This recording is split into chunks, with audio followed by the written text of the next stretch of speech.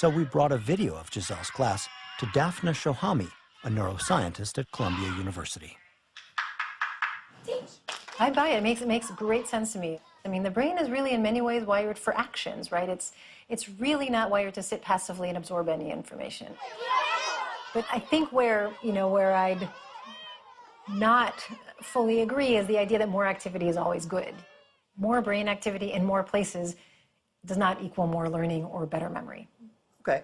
How can children learn better? Right. Yeah, it's the million-dollar question. I think we have some answers.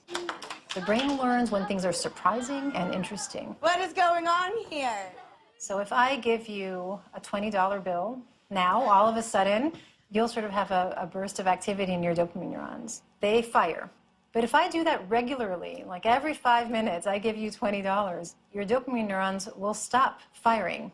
So what these neurons are doing is they're signaling how unexpected an event was in the world. They're not signaling how good or bad it was. They're signaling how unexpectedly good or unexpectedly bad it was.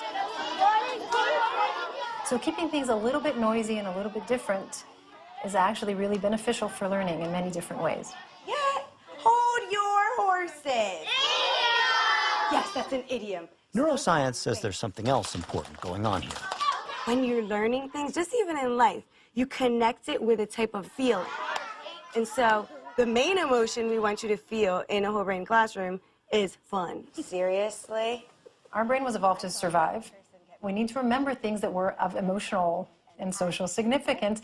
That's probably much more important than remembering any bit of information that was communicated to us within a lecture. We're done being blah. It's time to get Here are a few other things neuroscientists think the rest of us should know about the brain. That stress damages neurons and impairs learning. Brain training games claim to be effective, but in fact the jury's still out. What does help is regular physical exercise. Staying active keeps the brain developing and delays cognitive decline as we get older. In Philadelphia, Pennsylvania, I'm John Tulenko reporting for the NewsHour. You might know the main idea. As for results, a study on the effect of whole brain teaching in one California elementary school found test scores in math and language arts rose by an average of 11%.